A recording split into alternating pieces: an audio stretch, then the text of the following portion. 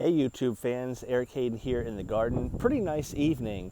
Had some showers and thunderstorms the last couple mornings, but this evening it's a nice breeze out, not super hot, still a little muggy. We're quite muggy here down by the coast. I wanted to do a follow-up on the video on the aftermath of Hurricane Isaias in our area. Again, we had winds up to 64 miles per hour. So in the previous video, I showed you that we had at least a few roses that had been knocked over. Most damage was to Dublin Bay, the climber. One of the main mature canes was broken and snapped off. Want to show you a quick thing I noticed in the garden, talk a little bit about that for coastal areas, and then I'm going to cut the video short because I'm going to do an application of some organics here in the garden. So overall, again, things are looking decent. Again, I'm not sure how well you can tell, but some of these bushes have been knocked over a little bit. Foliage is looking pretty good, but I noticed something when driving around town. Some of the trees, especially the deciduous trees and even pine trees, had a brown tint to it.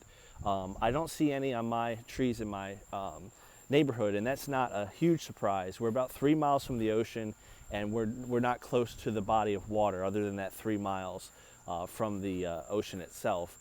But what I noticed driving over on Emerald Isle, which is to our east, and any exposed areas to the local waterways, there was some browning of the leaves, either the pine needles or the deciduous leaves. And that what that is it's salt burn. And I started noticing this on the roses just a little bit. Again, not major, it's not going to kill it. But I'm kind of kicking myself because we had power, so my pump was working, and I should have probably watered the leaves down on the roses. And you'll notice on the edge of the leaves that browning. It's very similar to a chemical burn or spray burn that you get when you spray on a hot day, and you kind of get that on the foliage itself.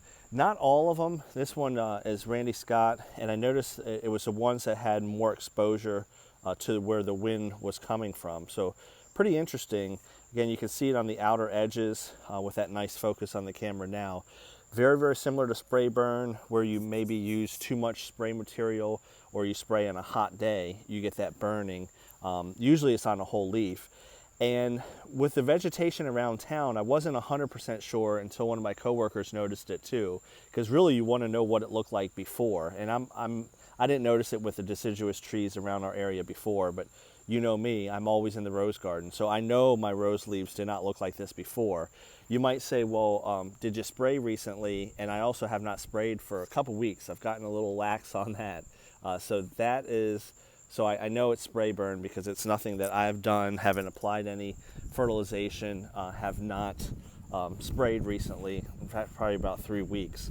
I'll show you again over here on Mr. Caleb.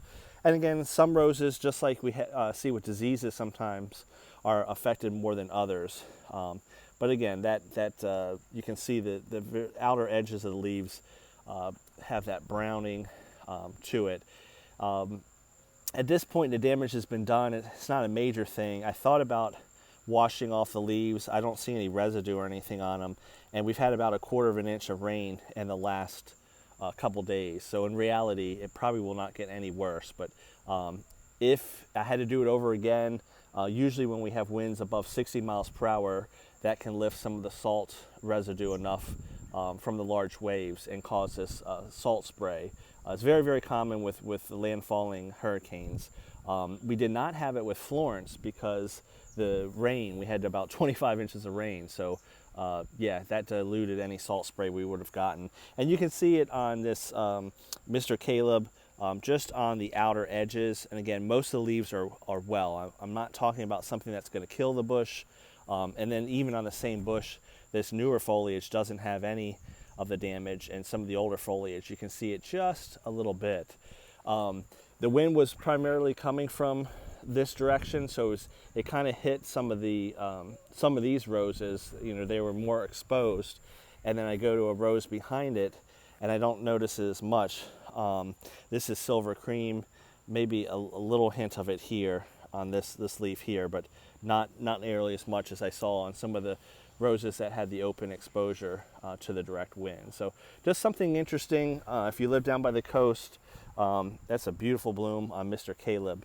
I'm always distracted by these blooms, but they're recovering quite nicely. I had company in town and I wanted to give them some roses, and I wouldn't even give them away because they look so terrible. They were ratty looking from being damaged in the wind.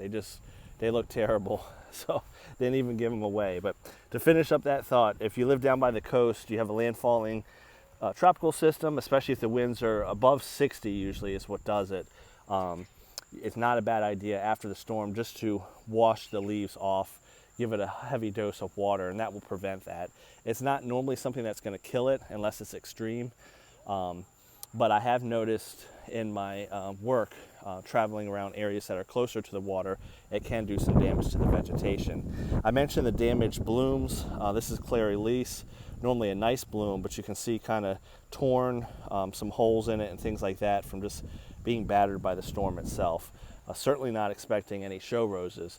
I remember it was a tropical storm by the time it got up here, but Hurricane Michael did a rose show down in South Carolina, and I was only pretty much able to display blooms, no foliage, because everything was so messed up with that storm.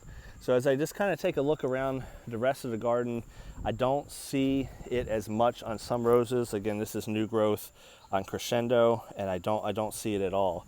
So it just depends. Maybe variety has a little something to do with it, and I think more of it's exposure. So for example, in this garden here, these roses were facing the wind more than the ones in the back that kind of had them protected. So that's it. I'm going to get hopping on this organics that I'm going to apply. I haven't done an application of fertilizer in probably about 8 weeks now. Usually at the end of each cycle you do it. I'm maybe a week or two behind. Not too worried. This will be the August push to get us through the months of August, September, and into October, because remember, organics take a long time to break down. So this is the last fertilization of organics.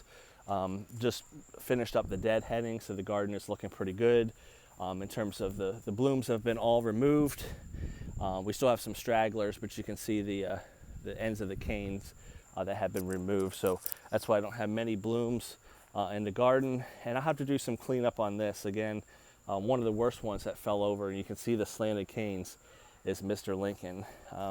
You can even see the pole was straight up. It's been bent, trying to hold that bush up. Real tall one. So still doing some cleanup, and on this Dolly Parton, you can see no salt spray. So just some of the bushes, and I thought it was interesting, especially for those that may be away from the coast, may have never heard of salt spray hurting vegetation after a landfalling hurricane.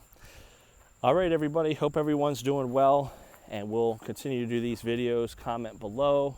Let me know, have you ever experienced that in your garden, especially our friends in the Carolinas, Georgia, Florida, Texas, where we get these landfalling tropical systems in the summer and early fall. Have a great day, everybody.